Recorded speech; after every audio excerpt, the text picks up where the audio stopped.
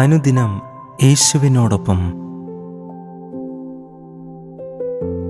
റോമർ 3:23 ഒരു വ്യത്യാസവുമില്ല, എല്ലാവരും പാപം ചെയ്തു ദൈവ തേജസ് ഇല്ലാത്തവരായി തീർന്നു.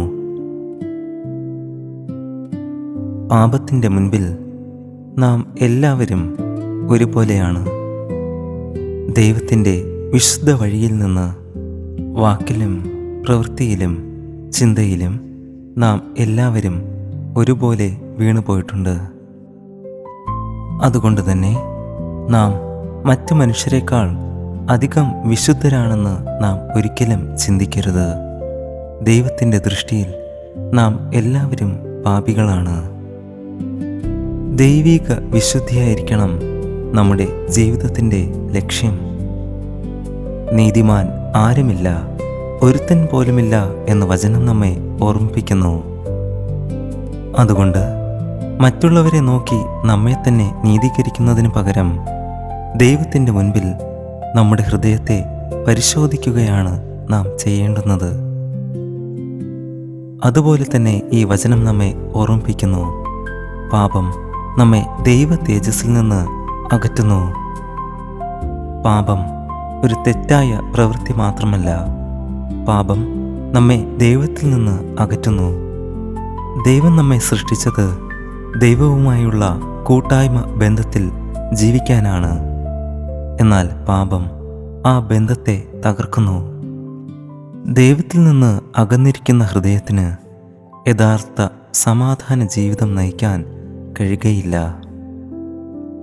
എന്നാൽ ഞാൻ പാപിയാണ്, എനിക്കിനി പ്രതീക്ഷയില്ല എന്ന് നാം ചിന്തിക്കുന്നതിന് പകരം നമ്മുടെ ആത്മാവിൻ്റെ ദരിദ്രമായ അവസ്ഥ മനസ്സിലാക്കി ക്രിസ്തുവിങ്കിലേക്ക് വരുവാൻ ഈ വചനം നമ്മെ ഓർമ്മിപ്പിക്കുന്നു.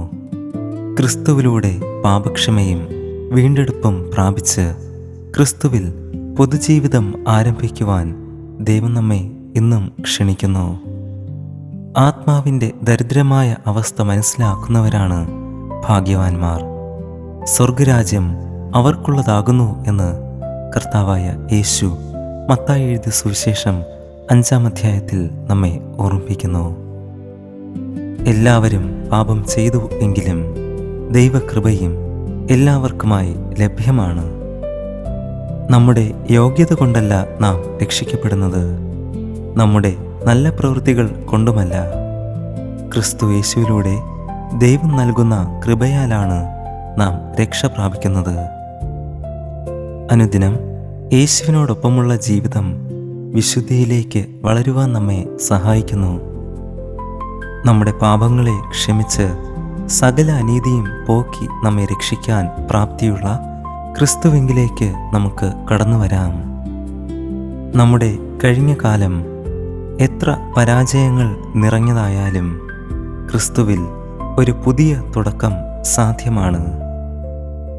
സദൃശവാക്യങ്ങൾ 24-ാം നമ്മെ ഇങ്ങനെ ഓർമ്മിപ്പിക്കുന്നു, നീതിമാൻ 7 പ്രാവശ്യം വീണാലും എഴുന്നേൽക്കും. പാപത്തിൽ തന്നെ ജീവിതം തുടരാതെ ക്രിസ്തുവിലൂടെ പാപക്ഷമ പ്രാപിച്ച് അനുദിനം യേശുവിനോടൊപ്പം ജീവിക്കുവാൻ കർത്താവിൻ്റെ കരങ്ങളിൽ നമ്മെ സമർപ്പിക്കാം. ദൈവത്തിന് മുൻപാകെ പാപത്തെ ഏറ്റുപറഞ്ഞ് ഉപേക്ഷിച്ച് ക്രിസ്തുവിലൂടെയുള്ള പാപക്ഷമ പ്രാപിക്കാം. ക്രിസ്തുവിലൂടെ പുതിയ ജീവിതം ആരംഭിക്കാം. നമുക്ക് പ്രാർത്ഥിക്കാം.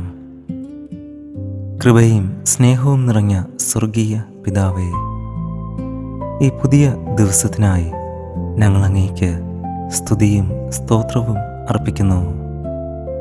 ഞങ്ങൾ എല്ലാവരും അങ്ങിൽ നിന്ന് അകന്ന് പാപം ചെയ്തവരാണെന്നും അങ്ങയുടെ മഹത്വത്തിൽ നിന്ന് അകന്നു പോയവരാണെന്നും വചനത്തിലൂടെ ഞങ്ങളെ പഠിപ്പിച്ചതിനായി നന്ദി. ഞങ്ങളുടെ പാപങ്ങളും പരാജയങ്ങളും ക്ഷമിക്കണമേ. അങ്ങയുടെ വിശുദ്ധിയുടെ മുൻപിൽ ഞങ്ങളുടെ ഹൃദയത്തെ പരിശോധിക്കുവാൻ ഞങ്ങളെ സഹായിക്കണമേ. കർത്താവേ, അങ്ങ് ഞങ്ങളുടെ പാപങ്ങൾക്കായി ക്രൂശിൽ മരിച്ചു, ഉയർത്തെഴുന്നേറ്റു, ഇന്നും ജീവിക്കുന്നു എന്ന് ഞങ്ങൾ വിശ്വസിക്കുന്നു. അങ്ങയുടെ കൃപയിൽ ആശ്രയിക്കുന്നു.